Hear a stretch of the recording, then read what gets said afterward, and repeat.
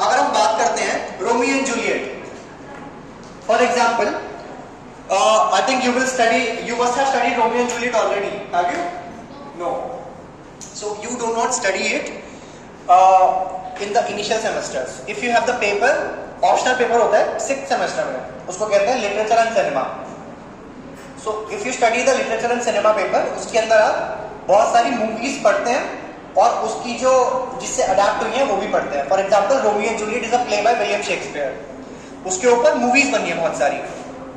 So literature and cinema पे क्या करते हैं आप? पहले आप नॉवल उसकी लिटरेचर को पढ़ते हैं, फिर उसके बेस पे जो सिनेमा है उसको पढ़ते हैं, फिर उसको आप कंपैरिजन करते हैं कि what are the differences. So Romeo and Juliet की हम बात करते हैं, अगर what is the format of Romeo and Juliet?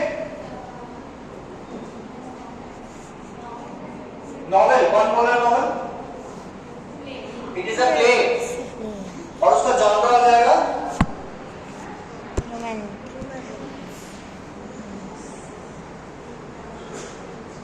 Romantic tragedy या रोमांस ट्रेजेडी. मैंने आपको बताया था इसकी कहानी क्या होती है, याद है किसी को? एंड में वो दोनों जहर खा के मर जाते हैं. So they are the star cross lovers. So I am just trying to give you an example of how to understand the difference between the genre and the format. So keep this in mind whenever you are reading any work of literature. You need to have some clarity about what you are actually reading in terms of its genre, in terms of its themes, in terms of its structure. अगर हम किसी poetry की बात करते हैं, poetry का format is poetic, but its genres are again different. Sometimes it is romantic poetry, sometimes it is tragic poetry, sometimes it is heroic, sometimes it's comedic or comic. So all of these things you need to keep in mind whenever you are studying any form of literature, specifically as a student of English literature. So I hope this is clear.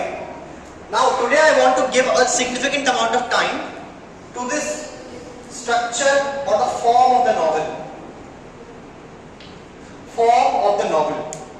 I have told you again and again, in the history of English literature, we started this semester with the first play. What was the first play that we studied? Dr. Faustus. हमने Dr. Faustus को पढ़ा. Dr. Faustus was written around 1591. और आज हम कहाँ गए? 1766.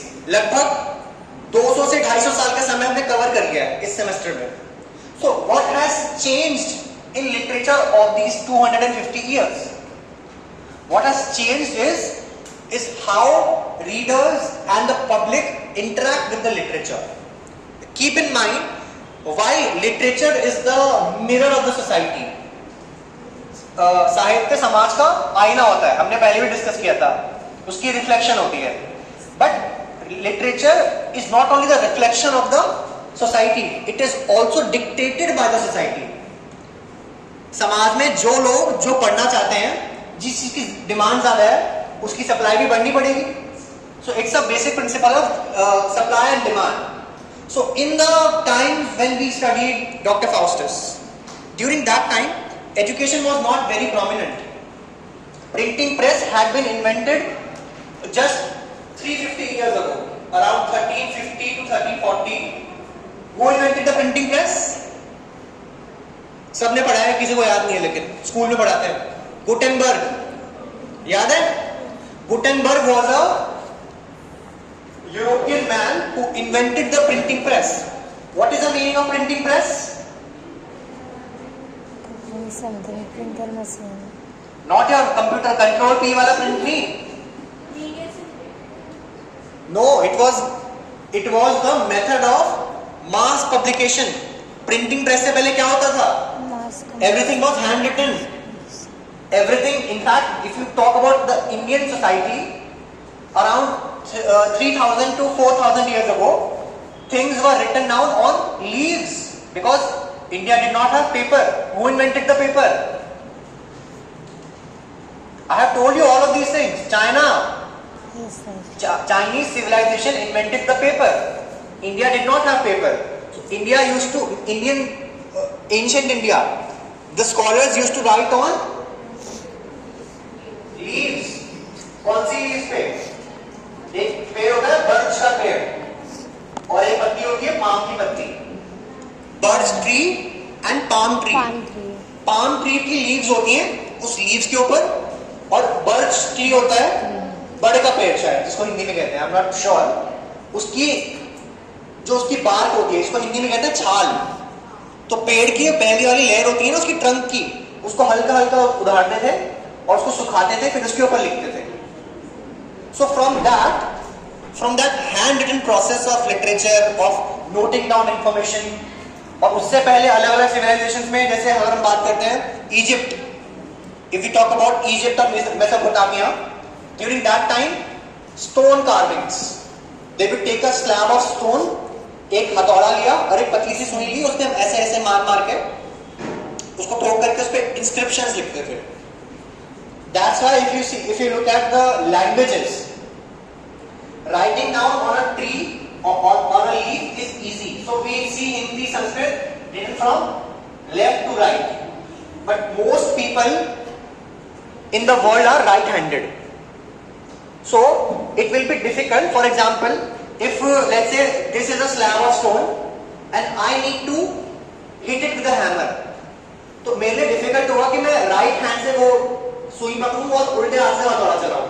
तो left to right मुश्किल होगा, क्योंकि most people are right handed और हथौड़ा लेफ्ट हैंड से कंट्रोल नहीं होगा।